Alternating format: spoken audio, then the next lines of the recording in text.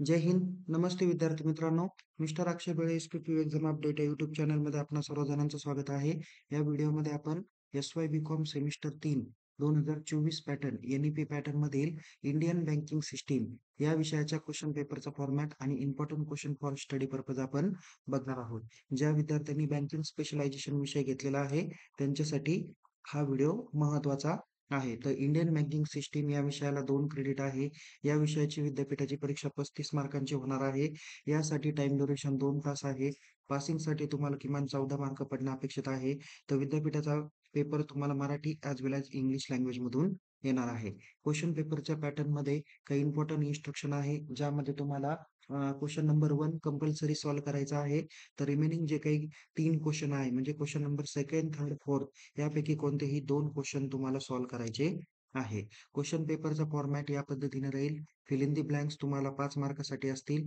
Question number 2nd तुम्हाला theory question म्हणजेच broad question chapter number 1 वर 15 मार्काला राहील.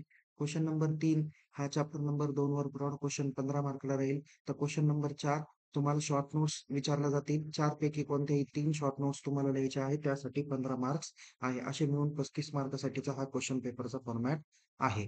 यामध्ये काही क्वेश्चन नंबर 1 व 2 मध्ये कोणते प्रश्न विचारले जातील? तर पहिला प्रश्न आहे, explain in detail structure and working कॅप किंवा working of Indian banking system. या पद्धतीचा तुम्हाला हा प्रश्न असू शकतो. म्हणजे हेच प्रश्न असतील असं काही नाही, पण एक जनरल एक आयडिया 15 मार्कासाठी कोणते प्रश्न विचारले जाऊ शकतात त्याची एक या ठिकाणी थोडक्यात माहिती देण्याचा प्रयत्न केलेला आहे. म्हणजे भारतीय बँक व्यवसायाची संरचना स्पष्ट करा किंवा त्यांचे कार्य स्पष्ट करा असा हा प्रश्न आहे. दुसरा आहे, explain classification on banks on service based. म्हणजे सेवा प्रदान केलेल्या बँकांवर आधारित त्यांचे वर्गीकरण करा. असं तुम्हाला महत्त्वाचा ब्रॉड क्वेश्चन आहे. मग यामध्ये वेगवेगळ्या बँका आहे ते तुम्हाला माहिती आहे. होलसेल, रिटेल, नॅरो बँक, अजूनही काही बाकीच्या बँक्स आहेत, तर त्या बँकेचा समावेश या ठिकाणी केलेला आहे. तिसरा आहे, explain role and significance of bank in economic development. म्हणजे आर्थिक विकासात बँकांची भूमिका आणि महत्त्व स्पष्ट करा. असे तिन्ही महत्त्वाचे प्रश्न चॅप्टर नंबर 1 वर आधारित आहे. 4 नंबरचा प्रश्न आहे, एक्सप्लेन फंक्शन्स ऑफ आर-बी-आय. म्हणजे रिझर्व्ह बँक ऑफ इंडियाची विविध कार्ये स्पष्ट करा, असा प्रश्न येऊ शकतो.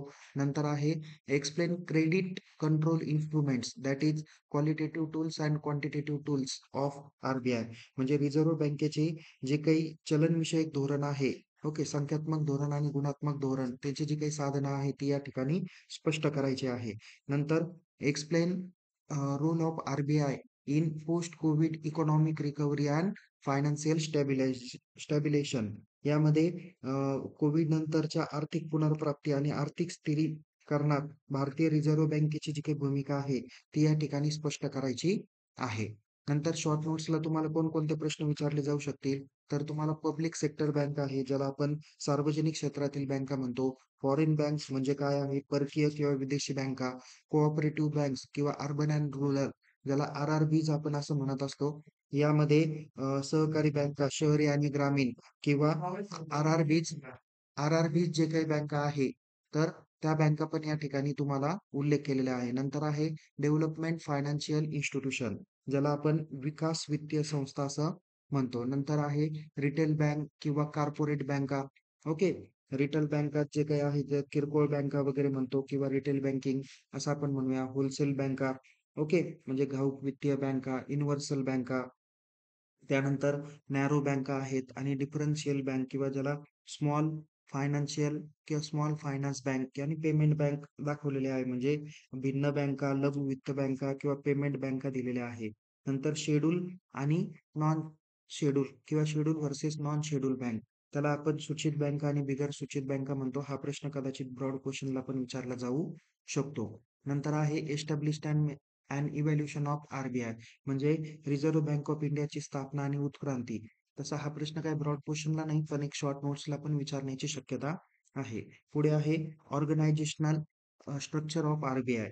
म्हणजेच रिझर्व्ह बँक ऑफ इंडियाचे संघटनात्मक रचना.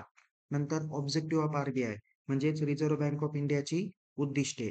नंतर मॉनिटरी पॉलिसी कमिटी म्हणजे या ठिकाणी जी काही ध्येय धोरणं ठरवण्याची जी काही कमिटी आहे, रिझर्व्ह बँकेचे जे काही चलनविषयक धोरण स्थापन करण्याची जी काही त्यांची एक कमिटी आहे, त्या कमिटी संदर्भात आपल्याला या ठिकाणी त्यांची माहिती लिहायची असते आणि objectives of monetary policy of RBI म्हणजे त्यांची जी काही उद्दिष्ट आहे ती या ठिकाणी आपल्याला मेन्शन करायची आहे. तर या पद्धतीने आपण या व्हिडिओमध्ये बँक इंडियन सिस्टीम फर्स्ट या विषयाच्या क्वेश्चन पेपरचा फॉर्मॅट आणि इम्पॉर्टंट क्वेश्चन अभ्यासासाठी पाहिलेले आहे. पुन्हा भेटूया एका नवीन विषयासह, नवीन व्हिडिओसह. तोपर्यंत या व्हिडिओला लाईक करा, शेअर करा. अधिक माहितीसाठी आपल्या YouTube चॅनलला सबस्क्राईब करायला विसरू नका. तुम्हाला येणाऱ्या परीक्षेसाठी खूप खूप शुभेच्छा. Take care. जय हिंद. धन्यवाद.